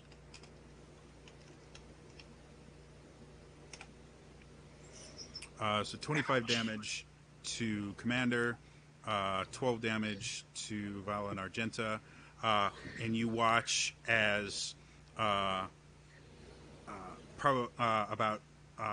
5 of your melee fighters just get launched into the air, and when they hit the ground, their crumpled bodies are not moving anymore. And you see quite a few other ones that just kind of fall in their spots, and there is now a huge hole in your melee defense after he did that. And he's breathing heavily. You can see a little bit of blood trickling out of his mouth. He just looks rough. Yes. Since I took damage, may I use my reaction to cast Hellish Rebuke? Not before you roll a concentration check for your bonfire. That is just a Constitution saving throw, correct? Save, yep. Yeah. Ooh. 400, that is 12. Because I never fail. Yeah, it's fine.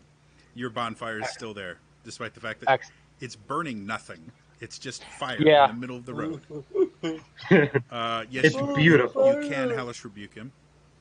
I can? Yes, you Yes. can. Okay, so the creature must make a dexterity saving throw. He makes it. Damn. Take half the damage, right? So he will take half the damage, and I'm casting this at second level. So it is 3d10.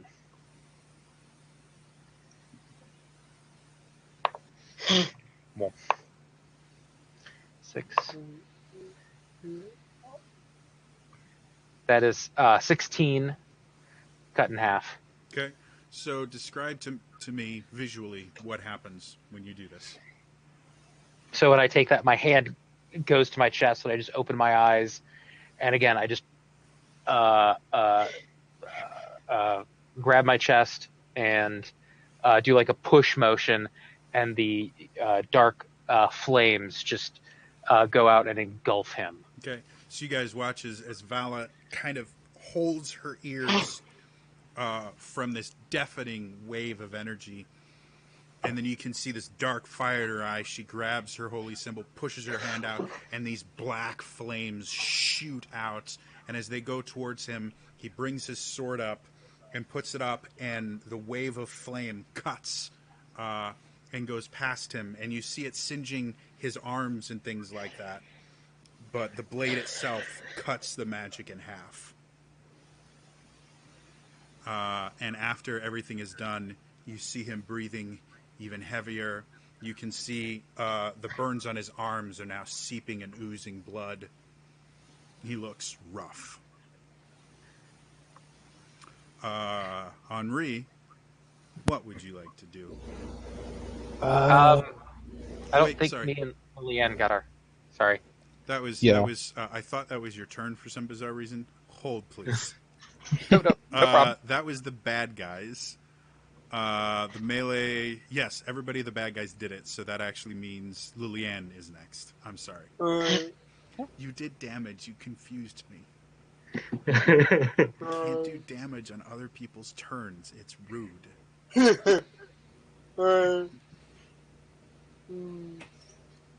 I take my sword out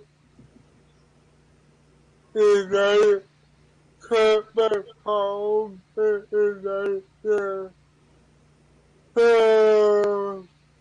fire. Of course, because why not? Yeah. Vala starts to look at you ravenously.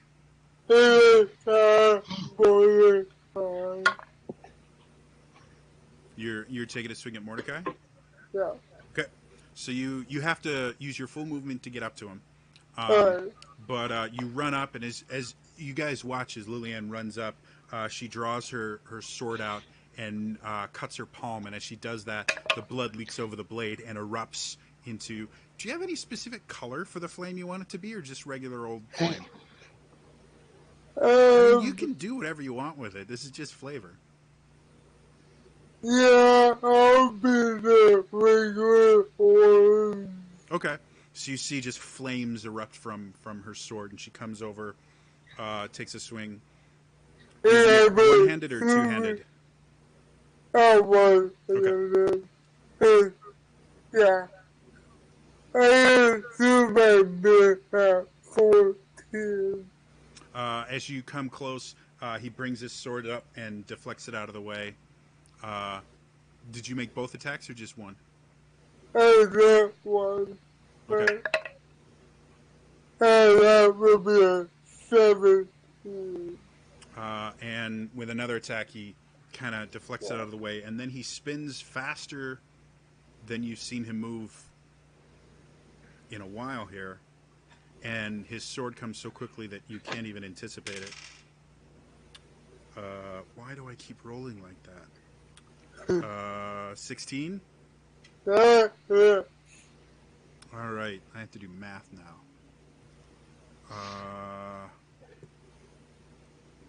It's your best friend.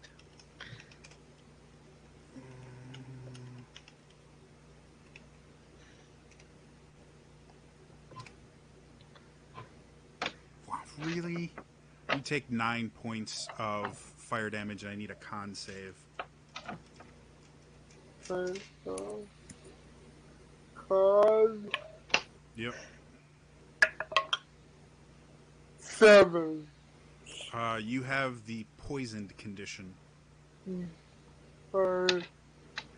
And the wound itself, like you've been cut by poison blades before. Normally, you feel this kind of flash pain, and the wound itself burns.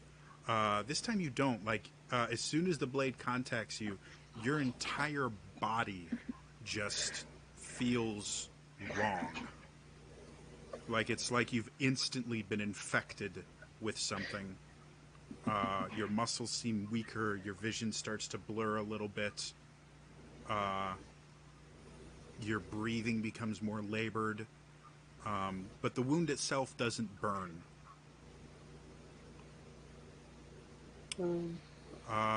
Anything else you want to do with your turn? No. Okay. Vala, now you actually get your turn. This is when you're supposed to do damage, not on other people's turns.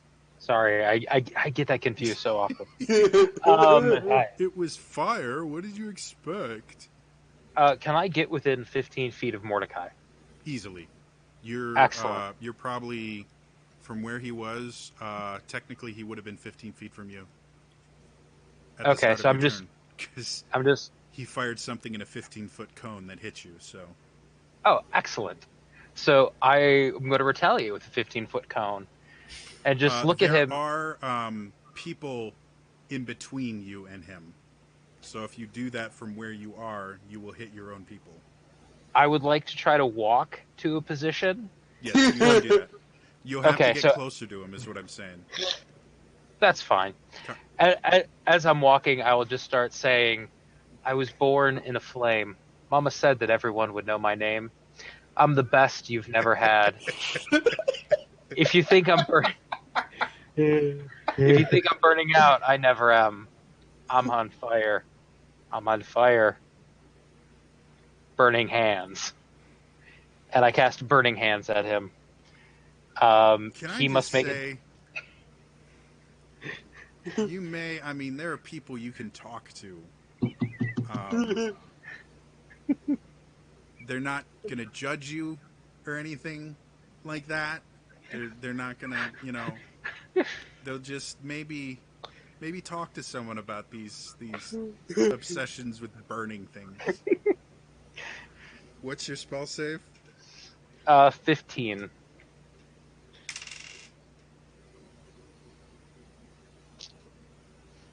What is that? That's okay. And what is it? It's a dex save? It is a dex save. Yeah, he does make that. He does? He does. Affirmative. Okay. So that's 5. So 17 damage, cut into half.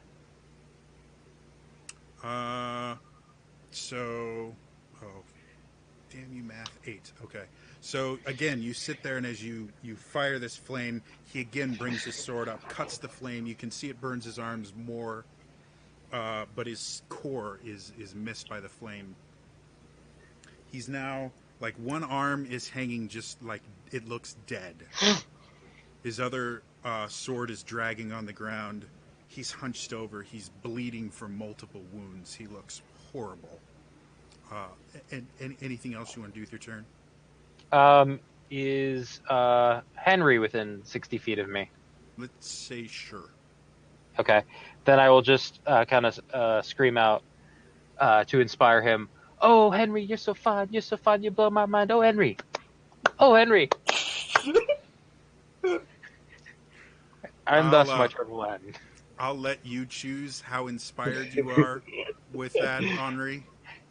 I'll look around for someone named Henry. So you can be ironically inspired. It is your turn. If I move closer to the melee, the enemy melee, how many would be in a 30-foot cone?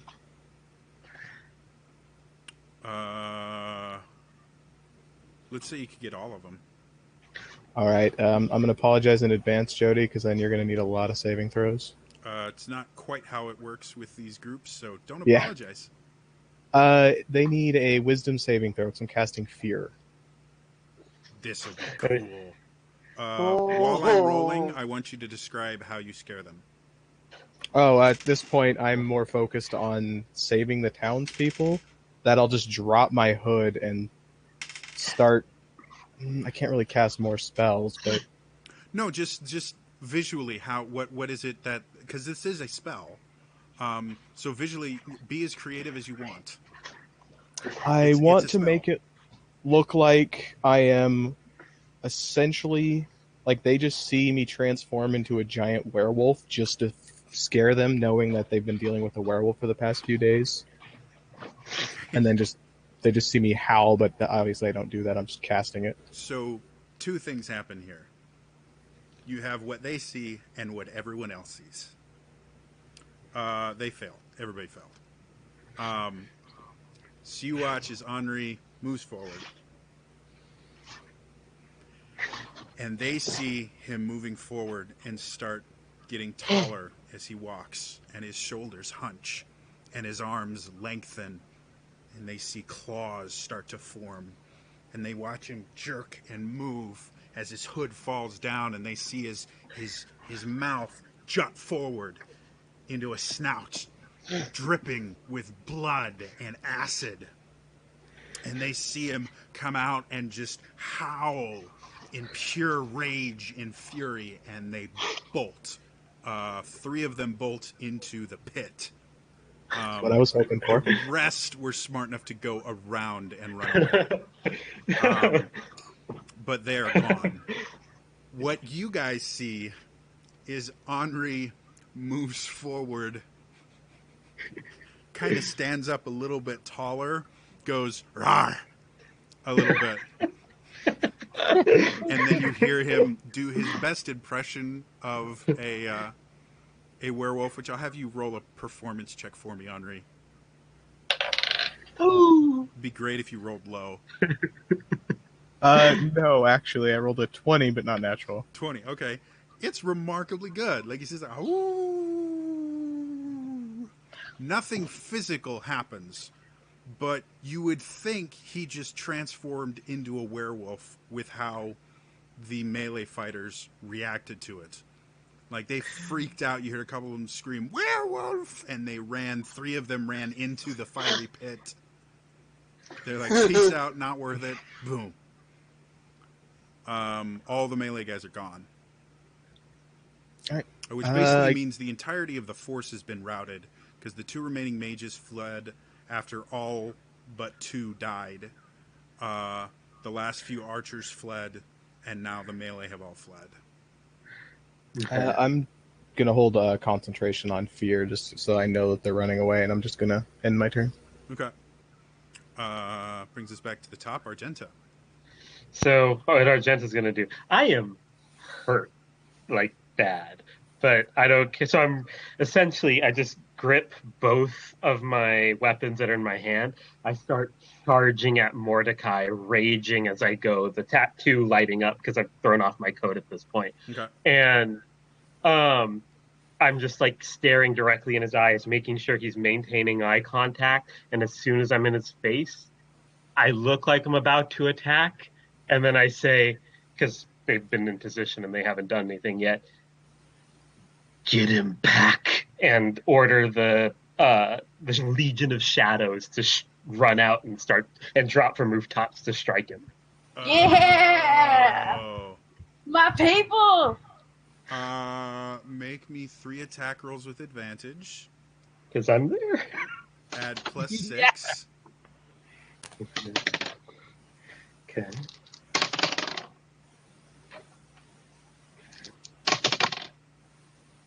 So we have a 24, a nat 20, and 20. Okay, well, 2 of those hit, and that's more than you needed with sneak attack and a crit. How do you want them to do this? So I'm just picturing 1 dropping from a roof and 2 running out of the shadows on the side. Me and Lilianne are like on either side of him, and the 1 like guts him in the front up into one of his lungs. The 1 in the back hits him in the side of the ribs through the heart, and the 1 dropping down hits him like in the side of the neck down into his other lung. So Assassin's Creed style. Yeah.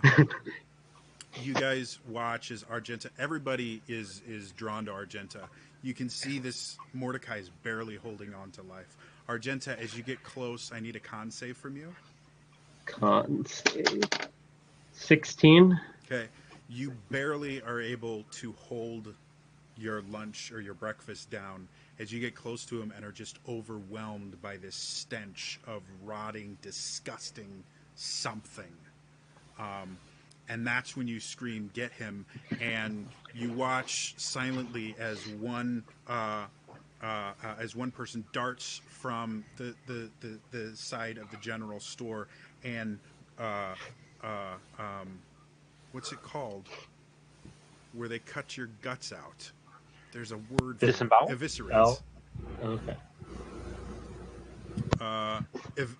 Eviscerates him. The second one comes behind, darts out from another shadow and comes in and stabs him through the back into where his lungs would be. And the third one just kind of jumps from the sky and plunges one directly into his chest. And you guys see them all kind of move away, and these 3 blades, or 2 blades are sticking in him, and his guts are just pouring out. And as you see them pour out, you see maggots and insects start just falling out of him, and he falls down to 1 knee, and he grabs Argenta and pulls her down, and you can smell just the decay and stench from him just emanating from every pore of his body. And he goes, "You have no idea what you have done." And he spits in your eye and goes, "Your souls are forfeit." And as he does that, you see he starts to dissolve. into dust that is kind of blown away, and you watch as his fist holding you dissolves, and then you watch his body kind of dissolve away, and his face dissolves, and then you see just like a horde of locusts fly away from where he was. And the last thing there, you see his sword kind of lying on the ground, and it slowly disintegrates into nothingness. So what you're saying is there's no way for me to speak with him now since I can't speak with a non-existent dead body. Yeah.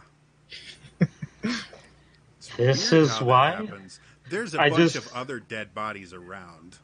Yeah. Would I know that's magic, that sense I had earlier from the magic?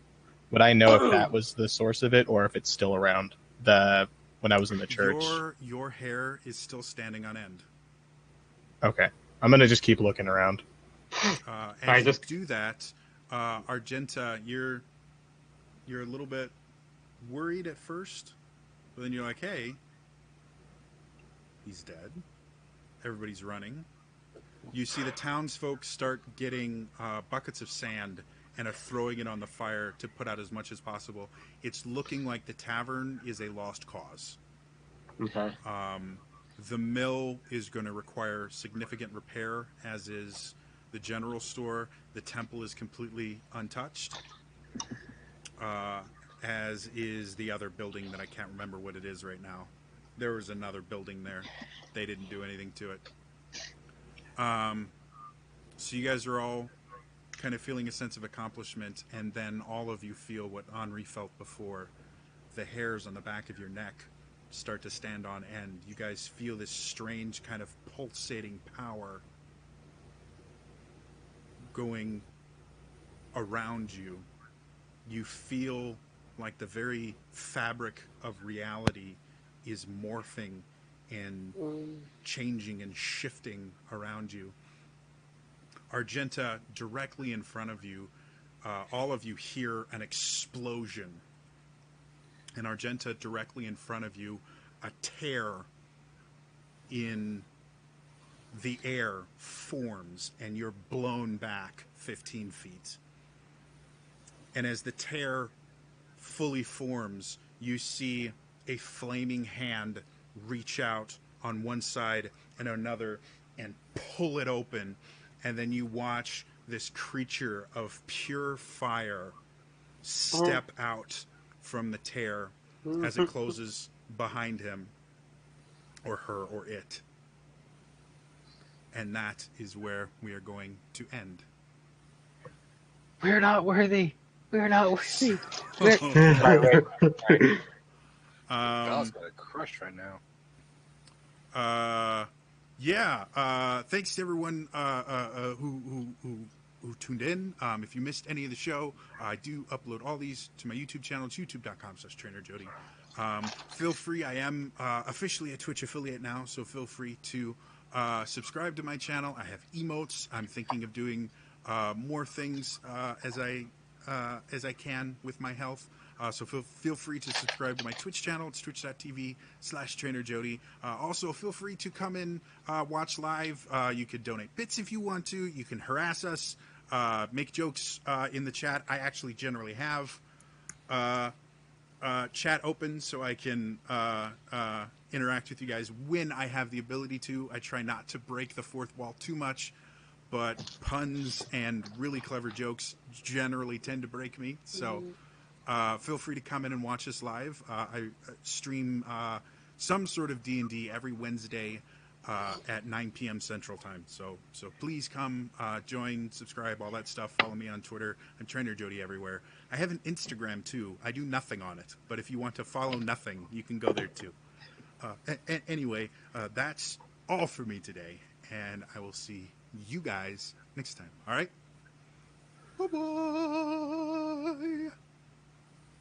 Bye-bye.